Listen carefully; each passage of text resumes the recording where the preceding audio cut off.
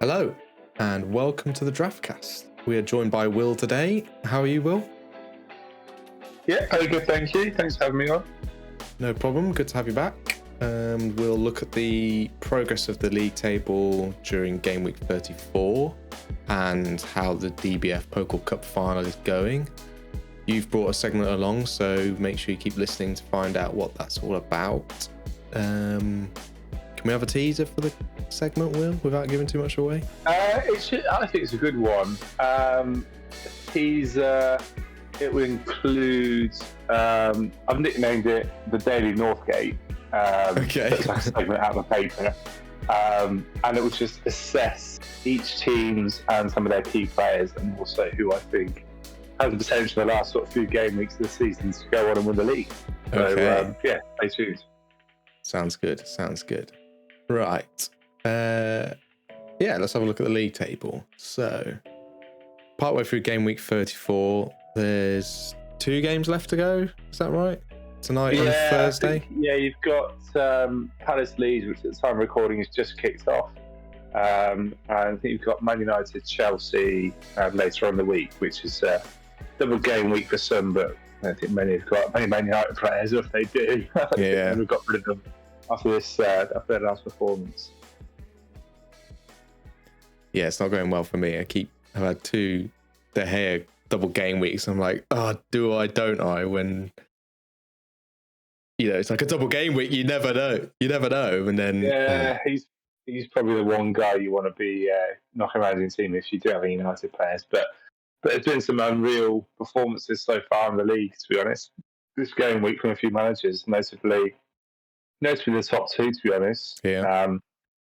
If you look at the Snuggle of Booze, who have taken 59 game week points already, which is pretty impressive haul, to be honest, considering you've got I suppose his main player, you probably look at it from an outside perspective, seeing Harry Kane. He got 2 points, which isn't hugely impressive, but getting Liverpool clean sheet, Spurs clean sheet, Bruno for Newcastle scoring points, Saka, Pulisic last minute winner, and Tolly's getting a bit of last minute luck recently, like Pulisic scoring, things like that can have an influence on the title race. Sure. If you have a look at Team Row as well, it's pretty impressive. It's on 50 now, but a large portion made up of Jesus, who scored 4, which is nothing better, does it? Yeah. Pretty impressive from those 2, really. And I guess just some notable mentions, a little slightly low down the league. Lawrence, 45 points. Good start. It seems that Robertson at Burnley seems to be doing well. A few Burnley lads in there. Corner didn't play, though. But, he's done well. I think, this week, it seems to be if you had a clean sheet, you've done pretty well, to be honest. And Max, 44. He's not up to 45 points at the moment. Marcus Alonso getting 10 points. Massive for him. Yeah. Joel Linton, who is just sort of a bit of a joke player, really, isn't he? He's sort of started Newcastle so much last season. Everyone's kind of slandered him a little bit throughout the league, but got 2 goals at the weekend, and 13 points from him is pretty impressive going. Yeah. I've got a question. This week? We're okay. I've got some points coming off the bench to get me into the 40s. I'm pretty happy. Once I get into the 40s, I'm happy week in, week out with that. So doing the business for you again. Yeah. Number 1 draft pick for you. Can't blame you. Yeah. Sticking loyal. Yeah. So what I was going to ask you was, we're in game week 34. We've got 4 game weeks left. Is that right? 5, 6, 7, 8. Yeah. Do you think Rich will catch Ben? Yeah, I think that's probably the just as much as a debate as who's going to win the league, isn't it? Yeah. We don't have to have a tug of war topic. I think it's whoever just scores big on the last game, we will probably win it. There's going to be probably minimal points between a few. But you could say that about the bottom as well, to be honest. PE teacher FC Ben having one of the all-time weeks there. You look at his back line, look at me. Sanchez -1, Reguilon 0, Cucurella 0, Klein 1. So at the moment, I know Klein's only just started, but at the moment, you're going to balance that back 4 at a score of 0. Yeah. You've got Embremo, Mahrez, 4 points between the two of them. Odegaard makes it 6. Fernandes with a -1. That's a terrible week. It doesn't matter how you try to phrase it. It's a banger. Yeah. Rich, he's doing his best, isn't he? He doesn't want us to get the wooden spoon 2 years on the trot.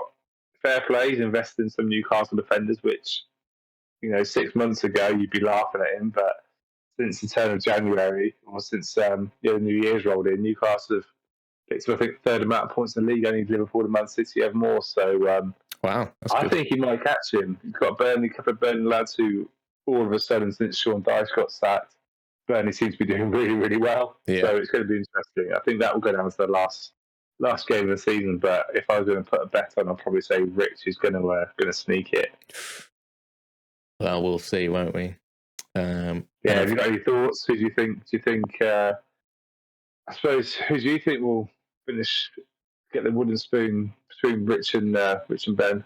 I don't know. It's a funny one. It is, like you say, it could go either way because Ben has had a couple of weeks ago. He did have quite a good, decent score, so his team have got the capability. So yeah, I mean, what's the deficit at the moment? 26 points. Yeah, it's not much. Yeah, it's not a lot. And Jack's he's sort of a bit like Leeds at the moment in the Prem, where they look safe, but you just never know. Like, I suppose you're going to give him a nickname from what it was last season. You probably called him Dover because he's falling off a cliff, isn't it? I mean, he's just like gone from. I love it. He's gone from winning the league to scrapping relegation for the wooden spoon. So yeah, I mean, it's a fall from grace, which I don't think any of us expected. But it's not been a season for him, has it? No. I think he's been on the beach since about October when he realised he was out of it. So we'll see that. I would like for Rich to pip Ben at the end, and so I think it'd be nice for. I think it'd be nice for Rich to see some improvement. But then I also don't want to see a newcomer be bottom. So it's like I don't know where to go with that. Well, that's good, isn't it? So basically saying you're hoping Jack has an absolute capitulation. Boxing at 12 for the worst title defence in history. Yeah. So, but no, some interesting scores, and I think the Palace Leeds game will obviously have an influence on proceedings, but also the Chelsea United game. I think if you're a Man United fan, you're not looking forward to any football game really. No. At the moment, so that will probably play a part. And I always think United. I think every time I see them, they can't get any worse, and they're bound to pull a result out. I thought when they played Liverpool, I thought they've been so bad. It's the kind of the result where they just set up and get a 0-0 or something like that. But there was just nothing. So it'll be interesting to see. But we'll see how that goes over the next few days. Do we think the Pokal final is done? You think it's Lawrence is in the bag? So.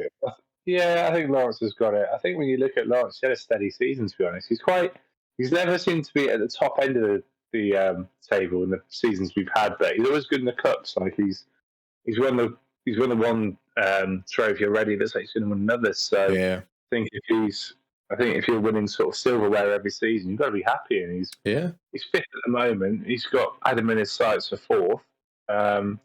You'd expect Adam to hold on for fourth. Adam looks like he's kind of coasting towards the end of the season now. He's about 40 points off me. He's about 40 points off Lawrence. So it looks like Adam's going to have to set up a fourth, which is a shame for him because he was doing really well in the league, wasn't he? But for whatever reason, he's gone backwards. I think when you look at his team, if you're going to say individually, like for individual players, he's probably got the best team.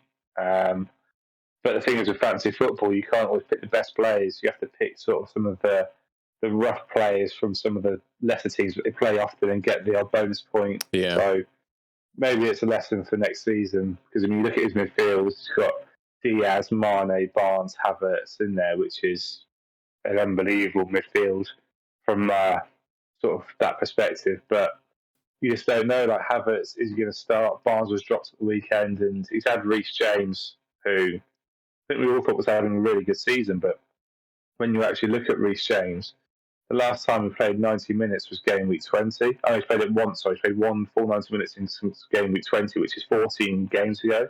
So you look at it and you think, could you have maybe traded him out a little bit early or binned him off? But maybe you live and learn by these things. I think so.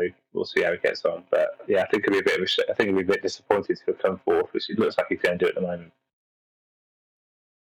Yeah, I reckon Lawrence could get close though. He could get close. I mean, if Lawrence keeps scoring the way he is, and maybe next a few points, then if he closes the gap by maybe 17, 18 each game week, he's going to do it, isn't he? So, yeah, exactly. But you just never know. Like, I suppose it all just takes one big game week from someone like Diaz or Mane for having to be comfortable. But yeah, we'll see how he gets on and see how the league pans out over the next sort of 2 to 3 weeks. Yeah, we shall see.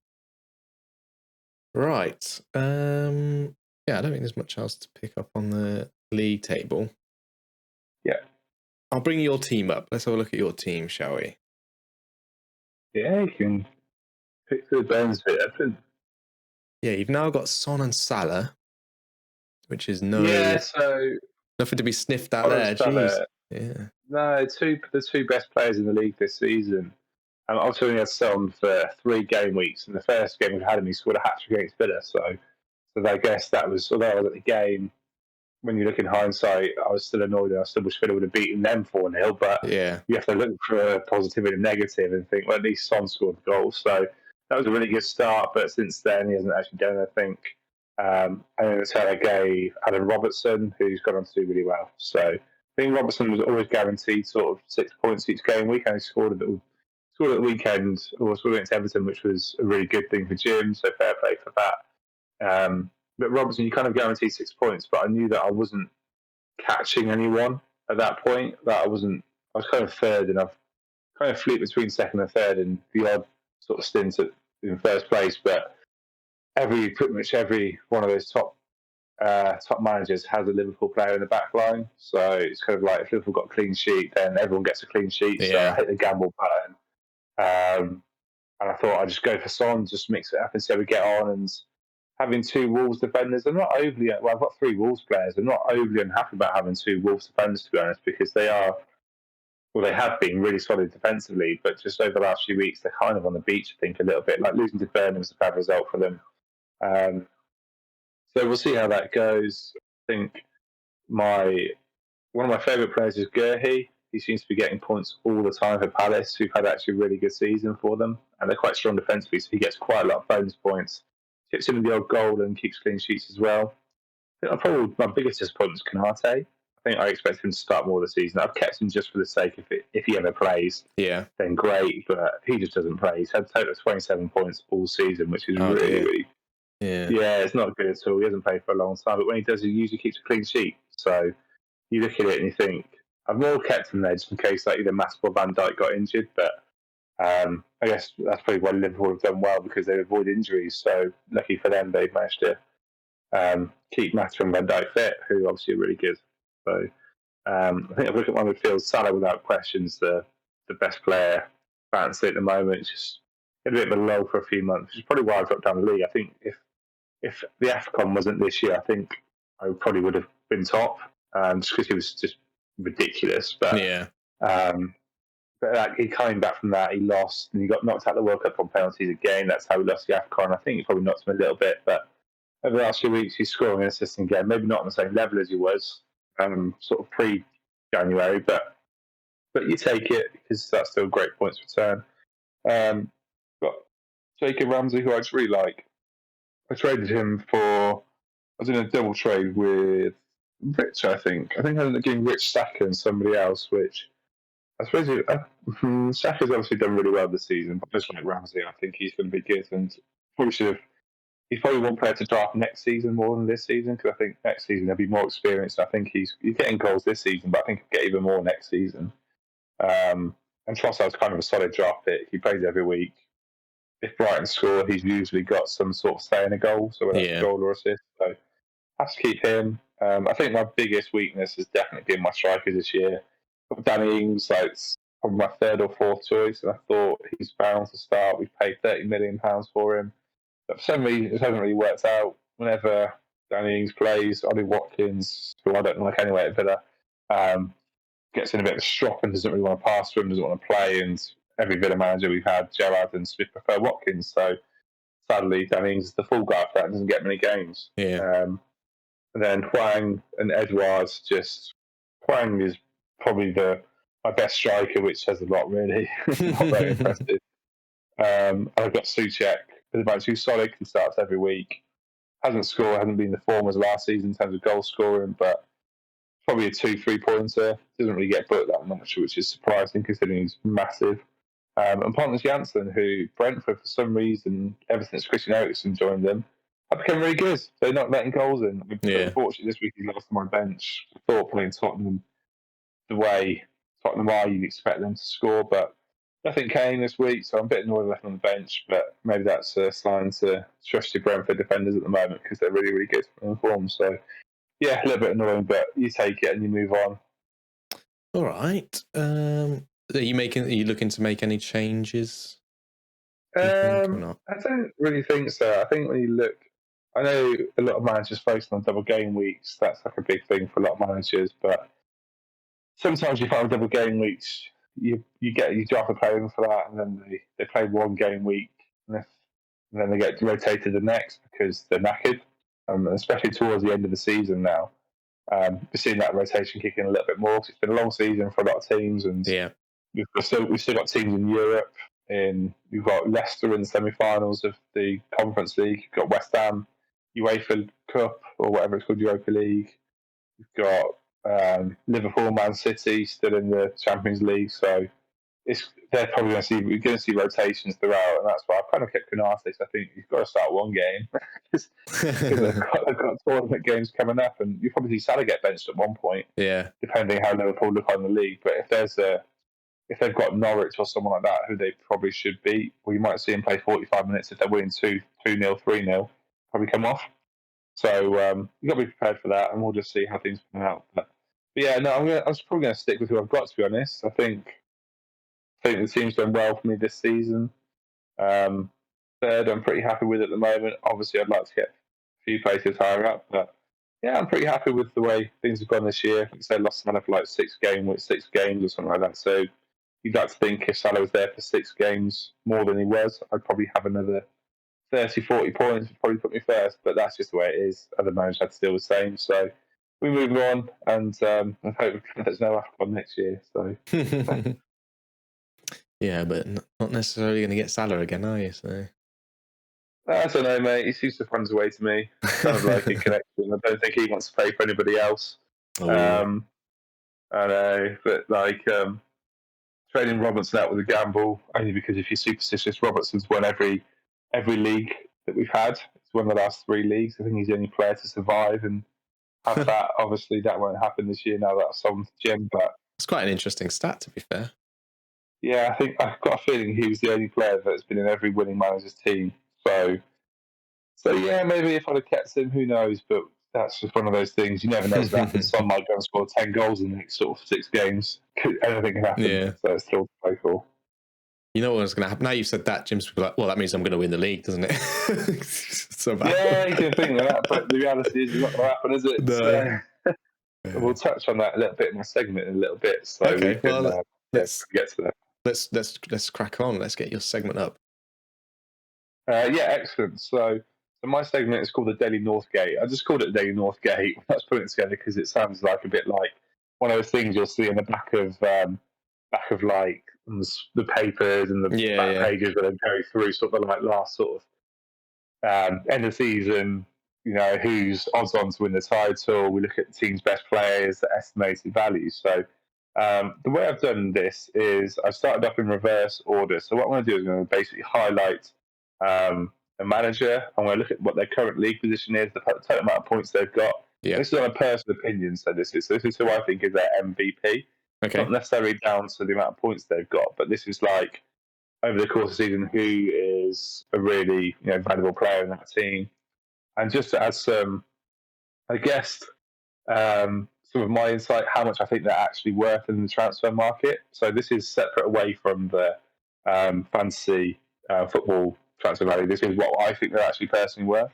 Okay. And I've also looked at the team's title odds from the season. I'll summarise this at the end as well in a little table as well. So we'll basically see everyone's players and title odds of the season. So if we start off, The first manager, sadly in last place, is Bruno Fernandes, who are currently in 12th with 1,174 points.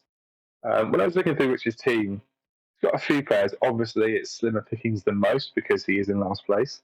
So you're never going to get a massive amount of selection in terms of who I think that MVP is. So controversially, though, I've actually gone for a league favourite in Dan Burn. Okay. The reason for doing this is that since he's coming in January, Newcastle are the third most informed team in the league. And I think he's had a massive part to play in that because he's making sure that defence now to a point where people are actually kind of desiring to have Newcastle defenders, which is something that wasn't ever on the. I don't think anyone probably had any Newcastle defenders before January. Now all of a sudden, they're kind of an important part of a game week at the moment, just to have someone like Dan Burn.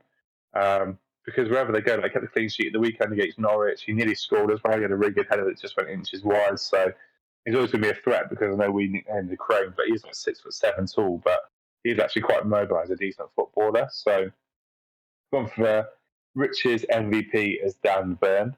And in terms of a estimated value in the transfer market, if the team was to buy him today, I put him at £18.5 million, which is a little bit more than I think what Newcastle paid Brighton. I think Newcastle paid Brighton about 10. I think he's clearly gone up in value since then, and now he's actually proven himself to be a really important player in the league. So, yeah, 18.5 million, I think, is what you can command a fee for him now.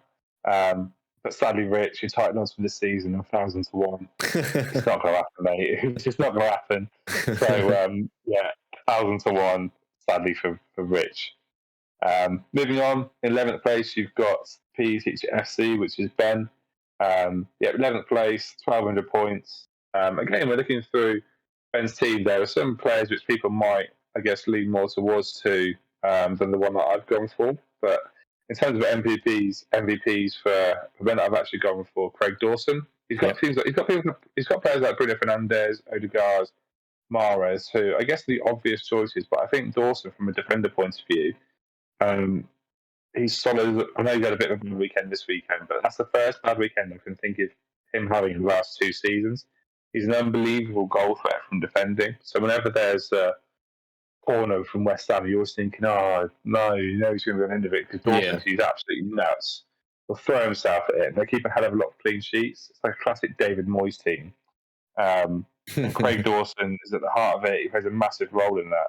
You saw the second he went off, he got sent off in like the 82nd minute, giving a penalty. I think it was like the 85th minute that Chelsea had a penalty. They missed it and they still conceded, West Ham. It was off the pitch. So I think that shows the influence that he has on that team. Yeah. And in terms of value in the transfer market, I've gone for 11 million if you're going to buy him. A little bit older. He isn't he's had a bit of a dodgy track record in previous clubs he's been at, like Watford. He got relegated, but at the moment, I'd have to pay £11 million for him. And unfortunately, Ben, your title odds this season 1,000 to 1. It's not going to happen. I think the title odds are more for as we go up a little bit further up the league. But maybe next season. Yeah.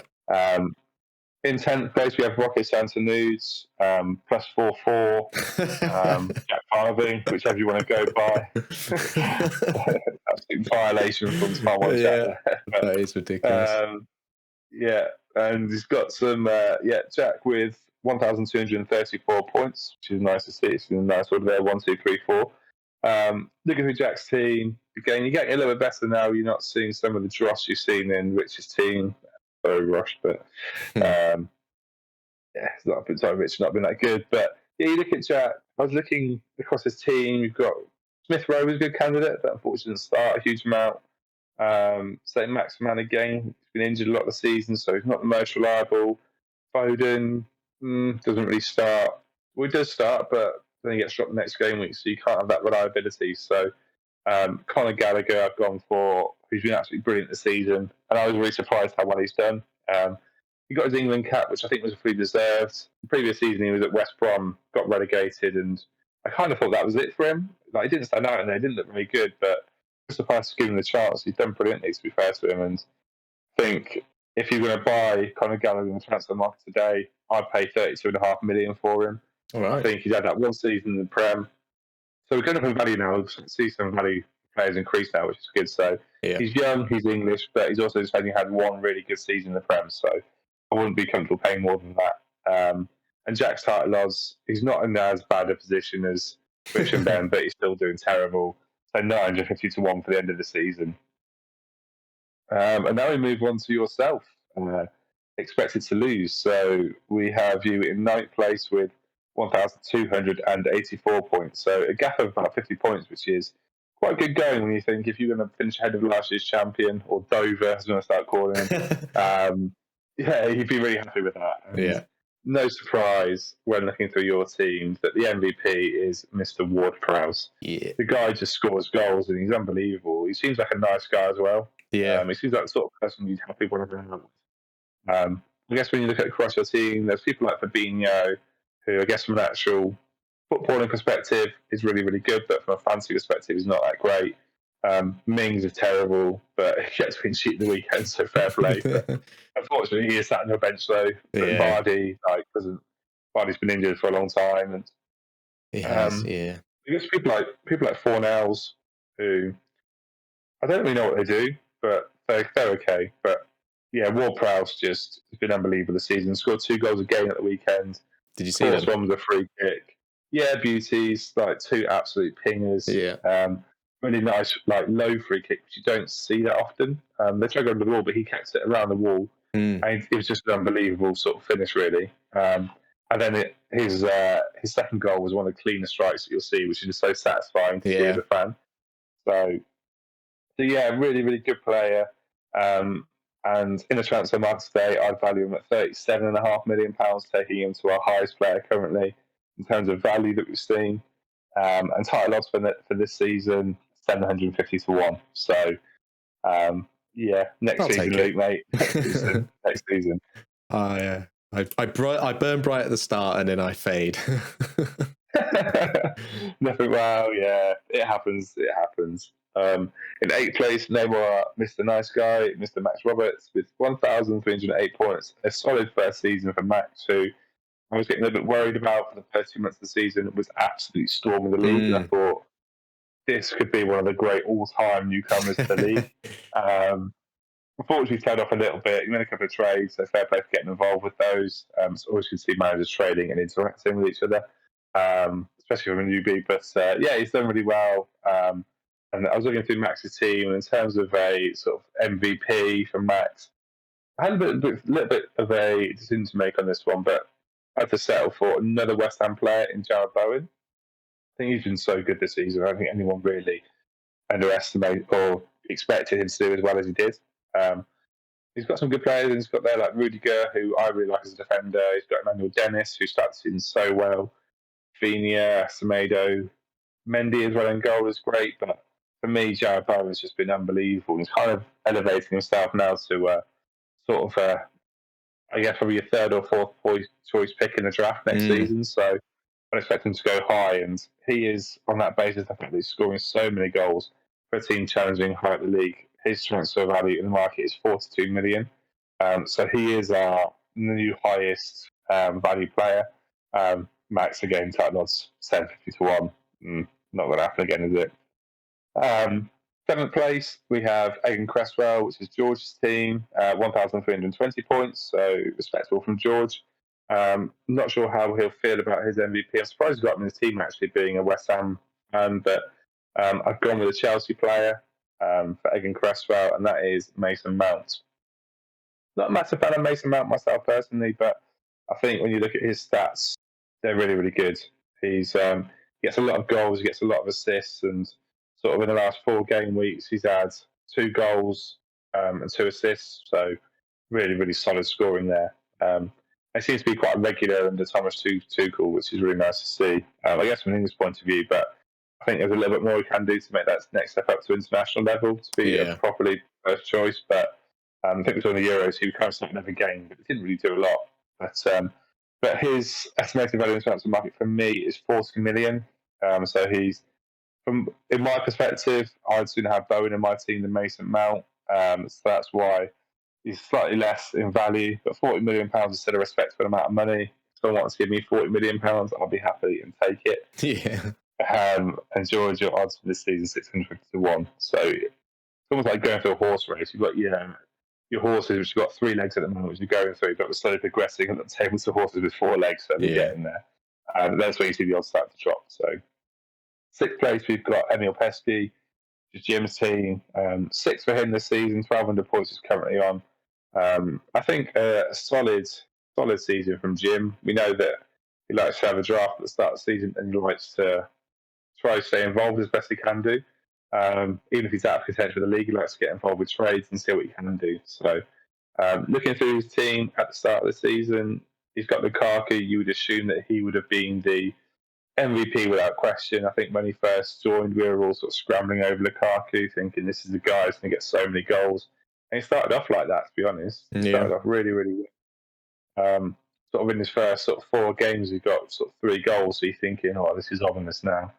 And then he hasn't scored for absolutely ages. He didn't score for sort of 15 games in a row. And it's really odd what's happened to him there, considering he started off by saying, Chelsea's a club I wouldn't play for any other club apart from Inter Milan. Chelsea would be the only one I go back to. And then sort of around about November time when he was injured, he started saying that he doesn't like the manager's doing rubbish tactics and not including him. It's just a weird thing to do. And so now I wouldn't be surprised if they try to ship him off again this summer. Not quite sure they'll get the 99 million that they paid for him, but we'll see how that pans out. Crazy. 1 year into like a probably 5-year deal. Who's going to pay it? We'll see what happens with him. But for Jim's MVP, I have gone for Andy Robertson. This was a guy that I gave to him for Son. I think Robertson's just so consistent. Like Liverpool just doesn't concede goals. He just doesn't let them in. And the fullbacks, Trent and Robertson, just their assists are just off the chart, just unbelievable. And they're scoring goals, and just a fantastic combination really between the two of them. So I've gone high on Andy Robertson's value. I've gone £47.5 million. So he is our new highest player in terms of transfer market value. I'm sure a lot of people disagree with some of the fees I'm throwing out there, but this is just my opinion. And Jim's odds for this season 200 to 1, so a little bit out there. In 5th place, now we're getting towards the business end of the league. We've got Lauribert, who is the Bear. He's 5th with 1,410 points. Let's say, I think I spoke at the start about Lawrence. Good season so far for him, to be fair. He's got himself 5th in the league. He's got himself into a cup final, which he's doing really well in at the moment. And it's progressing nicely. I was looking through his team, and he's got players like Ronaldo, De Bruyne, Diaz, who I guess is a really strong spine, who are the obvious choices for MVP. However, I've gone for someone slightly obscure than that. Someone who's came in the January transfer market and has transformed the way Tottenham are playing, and that is Kulusevski. Ever since he's come in, along with Conte and Bentancur from Spurs, they've looked like a different team. He's scoring goals left, right, centre.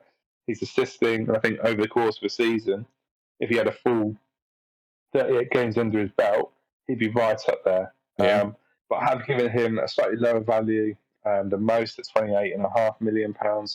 I think because he's only been in the Prem for a few months, I think you see him a little bit more to justify paying a higher transfer fee. And Bears title odds at the moment are 100 to 1. Moving there, now we're getting towards the real title challenges now. We've got PK Blinders, Mr. Adams' team, 4th in the league with 1,455 points. I think he'll be disappointed at the moment, in all honesty. I think he would have thought 4 or 5 games ago that the league is his. I think he was scoring points every week. I think his faith in sticking with big name players, and we've seen Adam do a lot of trading in the past, but he sort of shied away from that, which I think he's gone against some of his instincts. And I think that's possibly been where he's not taken advantage of some players going out of form a little bit. So, but he's got some good players in there. He's got the Fofana, who I like, who's come. I was talking to you earlier about in the field with Diaz, Mane, Barnes, Havertz. It's really, really strong. But for me, his MVP, without doubt, is Trent Alexander-Arnold. Unbelievable. I just spoke about Robertson being so good in that wing-back role for Liverpool, but Trent on the other side is just offensively brilliant. Defensively, though, awful, but this is why he doesn't play for England. But he's always getting run past. If you actually watch a game in detail, you'll see how many times Trent is running back to his own goal because the winger's gone past him. But he's got Matip and Van Dijk there, who are the two probably best defenders in the league at the moment, to bail him out. So that's why they don't concede goals. But for England, we've got Maguire, who I don't even know if he's going to be starting for England. He's got dropped by Man United, which is worrying for Southgate. I'm not quite sure he's going to bring in maybe Gerhi or Tomori from Milan. I don't know.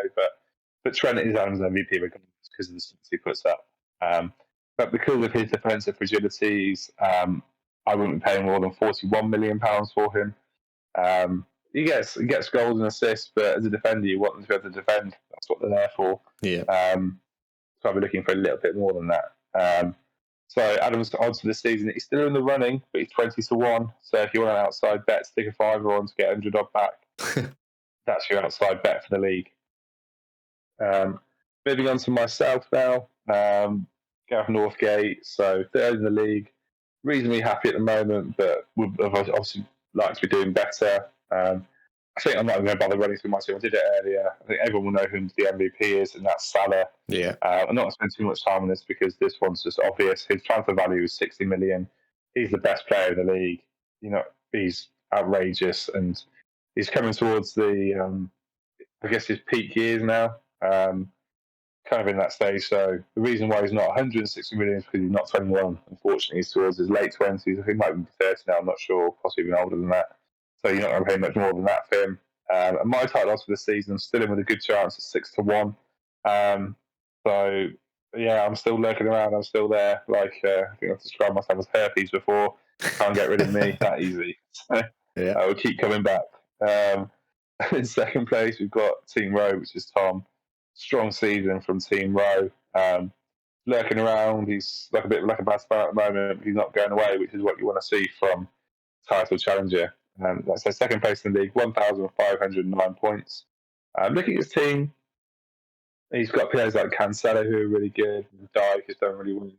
Jota, who is a little bit of a strange one. He seems to start a game, score a hat trick, and then doesn't play for 2 games. So it's a bit of a strange one. He was the one I was kind of looking at for the MVP, but he doesn't just play enough, to be honest. So I guess obvious one would be like Van Dijk, who's just a monster at the back. But I've gone for someone slightly different, who is Bernardo Silva. I think he's just been unreal this season. I think he went through a stage which is sort of middle of the season, and even recently, to be honest, he just put up silly numbers. Just the way he's playing as well. Football is genius. And he just seems to have kicked on. Considering we all thought he was leaving, he wanted to leave. Man City wanted to let him go, and all of a sudden he just stayed. So I think no one drafted him because it was I think you can look on Sky Bet and transfer odds, and he was 1 to 10 to leave, which is you put a 10 on, you get a pound back for nothing. So he was so obvious to go, but he didn't. And so he's Tom's MVP for me, and I value him at £34 million. And Tom's title odds for this season are 3-1, so he's really, really in with a good chance. With 4 or 5 games to go. Yeah. And in first place, you've got Snuggler Booze, which is Tolly. Brilliant season from him so far. He's riding his luck, no doubt, when he keeps chopping and changing his team, but at the moment it's working for him. Long may it continue from his eyes. He's bringing in so many free agents, chopping and changing for every game week. But he's done really well. He's top of the league at the moment. 1,525 points. Looking through his MVPs, he's got Saka, who's been good. Bruno's done well. Coutinho's started off well, but now probably trade bait. But yeah, you look at it now, Joel Matip for me, MVP for him. Just the unsung hero of that Liverpool team, really. He doesn't get the accolades Van Dijk does, but for me, he's been better than Van Dijk this season. Nothing gets past Matip. He's so quick. He's great at the ball, dribbling and stuff, and passing as well. So yeah, he's done really well. So his title odds for this season are 2-1. And just the last 2 slides, just summary. I put them in value order in terms of who I think is the most valuable. So any that you disagree with there, Luke? Sort of open up to debate there. But yeah, any ones you clearly disagree with? Ooh, I don't know. I'm not the person to be asking about, I think, player values, because it's not something I follow. 4 of the top 5 Liverpool players: Salah, Robertson, Matip, and Arnold. Yeah. Some people, I think, will say that Mason Mount should be higher. I think they'll be surprised that Trent's not higher. I think That's maybe up in general to Gerald Bowen. But yeah, we'll see what the managers think. And yeah, just at the end, I've summarised the title odds. So if you were looking to put fiver on anything, you've got the odds clearly in front of you there, along with the current points as of game week 34. So yeah, it's going to be a good end to the season. It's going to be really interesting to see how things pan out. So it should be an exciting end to the season anyway. Yeah, definitely. Hopefully it will be close. If we can get down to the last game week, that'll be good. I think it 100% will. I'd be amazed if it gets the last game week. I think come the last game week, I think if there's 25, 30 points in it, I think there's still a chance that I can go either way. I think the last game of the season is an absolute disaster for everything, for betting, for predicting where teams will finish up, because the term on the beach does happen. About 10, 12 years ago, when Man City started getting their investment coming, they got beat 8-1 on the last day of Middlesbrough. Alex Ferguson's last game ever in charge of Man United ended 5-5 with West Brom. Just things like that will happen, which you just have no idea how it's happening. And I think Fulham got pumped like 8-0 or something like that once as well. So yeah, just watch out, because that can really go anywhere. Some player who is in a sort of player on the periphery doesn't necessarily start, will end up getting a hat trick. So let's just see what happens over the next few games anyway. Yeah. Oh, that's good. I like that. Little bit of analysis of who's going to be in the running at the end. We'll see what the managers think as well. See if they agree with any of the transfer values and MVPs. I'm sure there'll be a few criticising me for not picking players like Ronaldo, but I've gone off peak a little bit and not gone for all the completely obvious ones. Yeah, but Ronaldo, I guess I suppose, like, for me, like Jim saying Andy Robertson's his MVP. It's a bit, but he's only had him for like a couple of weeks, so he's not the person he's had for most of the season. You know what I mean? So that's why you probably wouldn't pick Ronaldo, because he's been in quite a few teams. So yeah, it's interesting. But yeah, exactly. I've probably gone for that, just more the player than the manager. Because you could argue that the person that would have been Jim's MVP would have been Son, but he's got rid of him. So. Yeah, he's been the to me, isn't he? Yeah. So we'll see. But like I say, we'll see how it goes at the end of the. We'll see how it goes at the end of the season anyway. Yeah, it's exciting. Only 4 game weeks to go. So yeah. Absolutely. Yeah, looking forward to it. All right, thanks for that. We'll thanks for having me. Always a pleasure. Yeah, no, you always welcome. Always bring a good segment. Very much. Yeah, I need to look at how the game weeks fall and how many people are left to come on. I might end up doing more than what I'd planned originally episodes between now and the end, so we can get everyone back on again. Yeah, that'd be cool. But yeah, so I think we'll just wrap it up. Again, thanks for coming on, Will. Thanks for listening. If you have been, please do subscribe and leave us a like. Leave a comment down below if you agree with Will's valuations or his MVPs, or if you've got any that you don't agree with. Who do you think they should have been? Who do you think should have been valued at what price? And yeah, we'll leave it there. So as always, this is the DraftCast, and remember, draft is life.